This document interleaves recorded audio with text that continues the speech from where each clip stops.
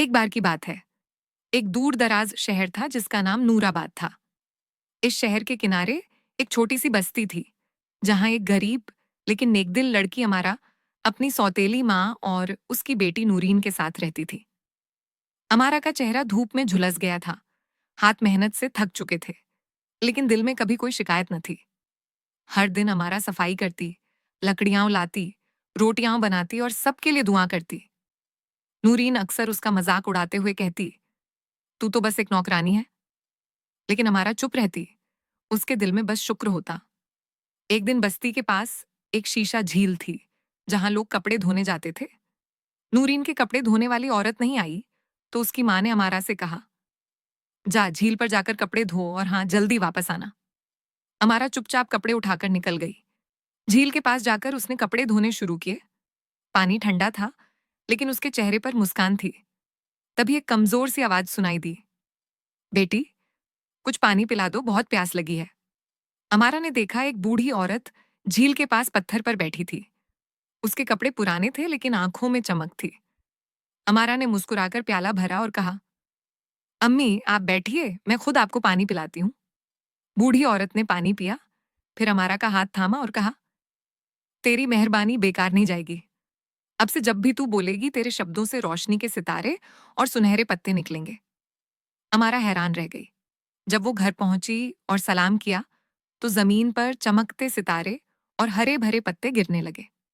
نورین اور اس کی ماں دنگ رہ گئیں۔ ماں نے ترنت نورین سے کہا، تو بھی جا کر وہی کام کر اور اس عورت سے مل۔ نورین اپنا سب سے مہنگا جوڑا پہن کر جھیل کی اور چل پڑی۔ وہی بوڑھی عورت پھر پتھر پر بیٹھی تھی۔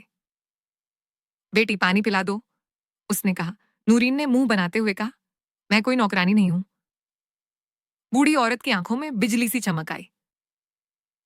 اب جب تو بولے گی تیرے منہ سے کالا دھواں اور کیڑے مکوڑے نکلیں گے۔ گھر لوٹ کر نورین نے کچھ کہنا چاہا تو سچ میں اس کے منہ سے بدبودار دھواں اور کیڑے نکلنے لگے۔ اس کی ماں نے چیختے ہوئے کہا، یہ امارا کا جادو ہے، اور اسے گھر سے نکال دیا۔ امارا اداسی کے ساتھ بستی سے نکل گئی۔ راستے میں ایک جنگل آیا۔ سورج ڈھل رہا تھا اور ہوا میں ہلکی مٹھاس تھی۔ اچانک گھوڑے کی ٹاپیں سنائی دیں۔ ایک نورانی لباس پہنے شہزادہ رایان اپنے سفید گھوڑے پر اس کے پاس آیا۔ اے حسینہ، تو یہاں اکیلی کیوں؟ اس نے پوچھا۔ امارا نے سر جھکا کر بتانا شروع کیا، اور ترنت زمین پر سنہرے پتے اور روشنی کے ستارے بکھر گئے۔ شہزادہ دیکھ کر حیران رہ گیا۔ تو جادو کی پری لگتی ہے۔ اس نے امارا کو اپنے محل روشن گڑھ لے جانے کا نیوتا دیا۔ محل میں سبھی لوگ امارا سے پربھاوت ہوئے۔ رانی نے اسے گلے لگا لیا اور کہا، تو میری دعاؤں کا جواب ہے۔ کچھ ہی دنوں میں شہزادہ رایان نے اس سے وواہ کر لیا۔ وواہ میں سنہرے پتوں، روشن ستاروں اور پھولوں کی بارش ہوئی۔ امارا اب روشن گڑھ کی رانی بن گئی تھی، لیکن اس نے اپنے دل میں کبھی گھمنڈ نہیں آنے دیا۔